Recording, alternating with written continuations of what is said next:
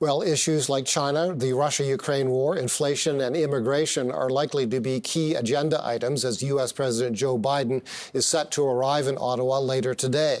This will be Biden's first official visit to Canada since winning the presidency more than 2 years ago. For the latest, let's bring in Greg Valliere. He's Chief U.S. Policy Strategist at AGF Investments. Greg, thanks a lot for joining us. It's difficult to know where to start here. Why don't we start with the Buy American laws that have been passed quite recently in the United States. Joe Biden is quite a strong proponent of those type of laws, and we know that Canada is trying to win some type of exemptions here so that Canadian steel, Canadian products would effectively be considered eligible within so-called Buy American practices. How likely is that?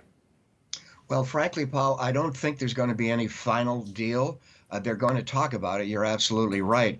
And they may agree to redouble their efforts, but it's a fundamental difference. I think Biden wants to buy America. And on things like electric vehicles, there's a real controversy between not just the U.S. and Canada, but the U.S. and Western Europe as well. What about Haiti? We understand from press reports that President Biden is going to urge Prime Minister Trudeau for Canada to take on a fairly strong role in Haiti, the security situation in Haiti. No one really wants to get involved. The situation there, as you know, is horrible, very violent. And I think that Joe Biden would like to see the Canadians send some troops there. I think in the final analysis, there'll be an agreement maybe for some financial aid to train police, to hire police, but I would be shocked if there's any kind of deal where there's an overt U.S. presence in Haiti. Electric vehicle manufacturing, both countries scrambling to make themselves as appealing as possible to big companies wanting to build either vehicles here or vehicles in each country, or even more likely the components that go into vehicles like batteries.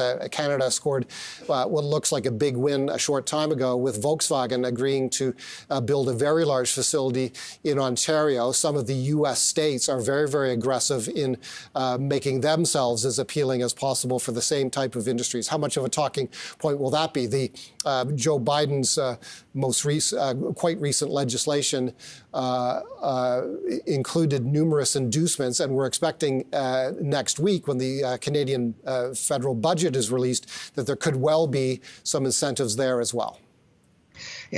Everybody wants to have a piece of this business. It's very lucrative.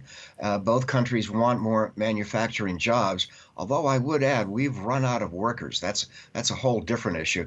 But I would say that on this one, a breakthrough is probably not going to occur.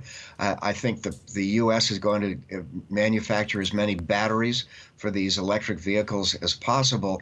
And I think not only Canada, but Western Europe as well, will continue to be frustrated. What about the war in Ukraine? Shows no signs of abating. What will be Joe Biden's message there, and what do you think Justin Trudeau's response might be? I think first and foremost, Paul, is going to be a strong message from Biden that Canada should spend more on defense. NATO has an agreement that large countries like Canada should spend 2% of your GDP on defense. Right now, it's 1.33%. I think Washington would like to see that number go higher. Needless to say, when it comes to Ukraine, though, I think there'll be a sign of a tremendous unity. I don't sense any friction there. There's been some anxiety that in the U.S. we might lose our resolve to support Ukraine. I don't see it. I think most of the Republicans in the Senate are hawks. So you've got most of Biden and the Democrats, most of the Republicans in the Senate. So I think the U.S. will continue to support the fight, and I think Canada will as well. A very public and seemingly a very strong display of support recently from Xi Jinping, the Chinese leader, shaking hands and getting cozy with Vladimir Putin in Moscow. You've got to believe that there's at least an implicit endorsement of Russia's position in the Ukraine war coming from China. How do you think that looks to U.S. policymakers in particular?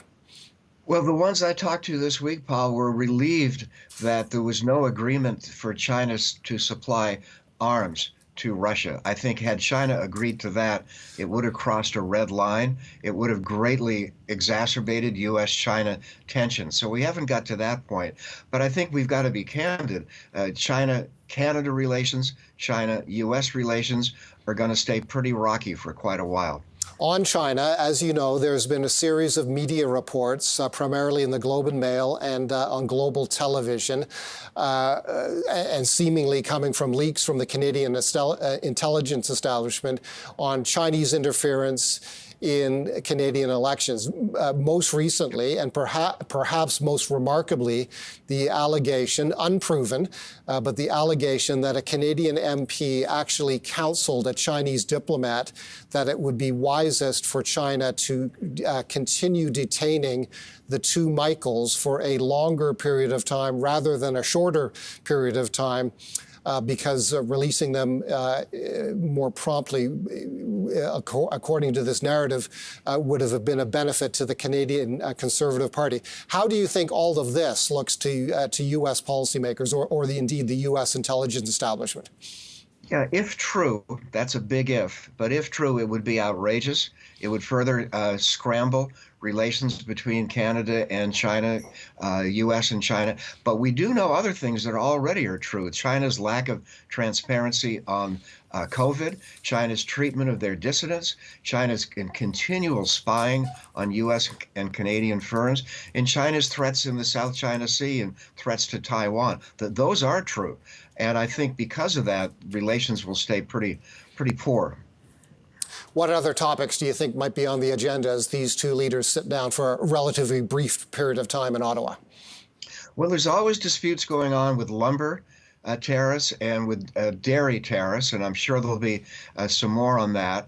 There'll probably be a call for more cooperation on NORAD, which looks at balloons.